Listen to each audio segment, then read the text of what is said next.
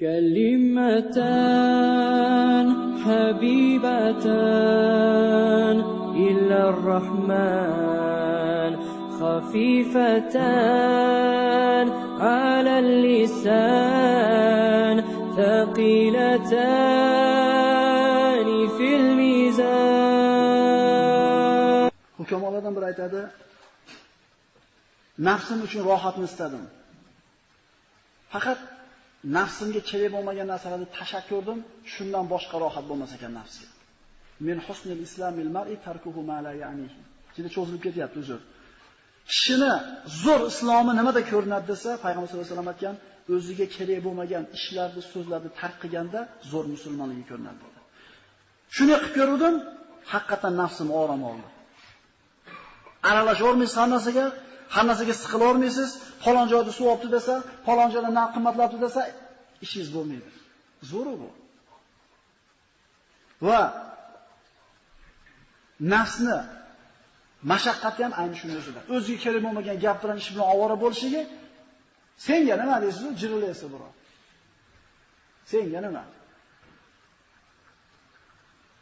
Va insonning eng yomon dushmani bu dunyo muhabbati va eng yomon hamrohi yomon ayol deb aytilmayapti.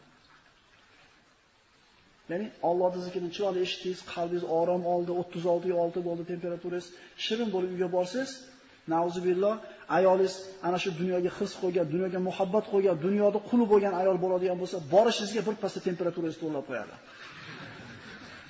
Onana bering, monana bering, ona akam falonchi manaqa yilibdi, manaqa kiyibdi, shu bilan bob bo'lgida yana haligi kechqurungi zaryad yo'q, ertaman yana o'sha ho'kiz bola arman so'zlab chiqib ketaverasiz.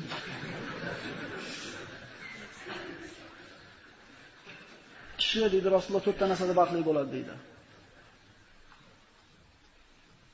Birlashib aytamiz. Birinchisi keng hovlida, yaxshi qo'shnida, foydali markabda va solih ayolda. Shu to'rlardan bittasi bo'lmasa, mana 3tasi tatimaydi. Mana bittasi bo'lmasa, mana 3tasi ham tatimaydi, birodarlar. Ana shu yomon hamroh uydagi xotin deyapti.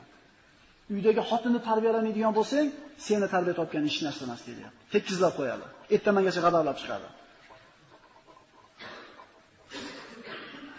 Ali ibn Abi Talibga qilingan nasihatlardan yetolmayotgan narsangizga yetsiz xursand bo'lmang. Yoki bir mo'ljalagan narsangizga yetolmayotgan bo'lsangiz xafa bo'lmang. Amal qilmasdan oxiratdan umid qiladiganlardan bo'lmang deb nasihat qildi kishiga. Yetolmayotganingga xafa bo'lma. Dunyo matosidan kelganiga xursand bo'lma, amal qilmasdan oxiratdan umid qilmagin. Diqqat qilinglar-da, biz ayni shunimiz.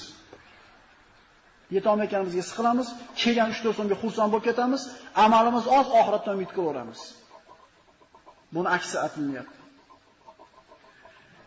Mana o'sha hukamolardan bittasini gapi bilan tugatamiz. O'zi 20 minutda tugatmoqchi edim, birodarlar. Bo'lmayapti. Qaysi bir kishi qayg'uga botib qolgan bo'lsa, uni qalbi qayg'uga botadi, qo'li qayg'uga botmaydi. Qulog'i qayg'uga botmaydi. Qalbi, biz qalb haqida gaplashyapmiz. Qalbi qayg'uga botgan bo'lsa, uni xursand qiladigan so'zni eshitishga intilsin deydi.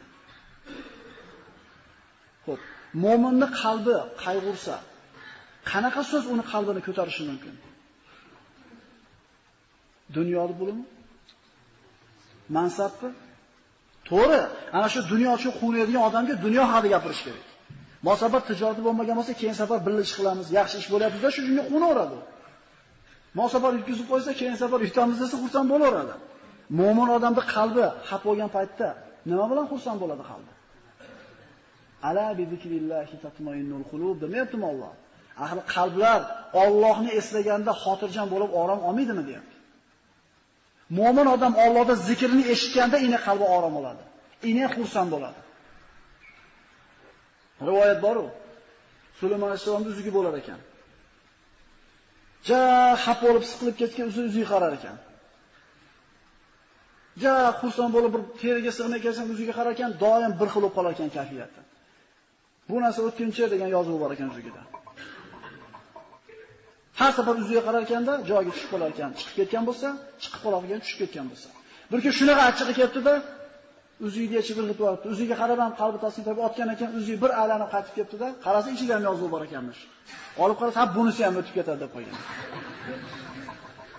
Allohning zikrini eshitgan paytingizda har qancha xor, har qancha qiyin hayot bo'lsin, Ayyub alayhisalom kishalik bo'lar. O'tib ketdimi? Fir'avndagi hayotingiz zo'r bo'lar shohona, u ham o'tib ketdimi? O'tib ketadi bunisi ham. Bunisi ham o'tib ketadi. Allohning zikrini eshitgan paytimizda mehmonligimiz esimizga tushadi. Allohning oldiga ketishimiz esimizga tushadi-da, g'am qayg'ular chiqib ketadi birodar.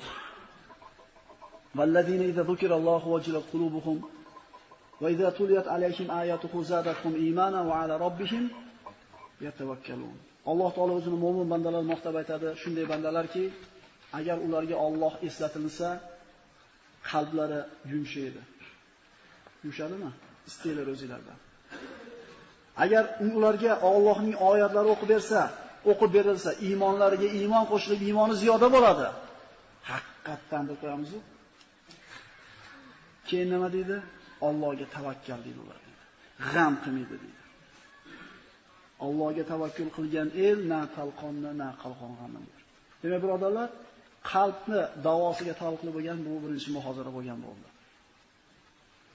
Demak, qalbni tuzatmasdan turib, javorihlarimizni, tashqari a'zolarimizni tuzatishimiz imkoniyati bo'lmaydi. Alloh subhanahu va taolo ana shu qalbi Allohning zikr bilan orom oladigan bandalardan qilgan bo'lsin. Assalomu alaykum va rahmatullohi va barakatuh.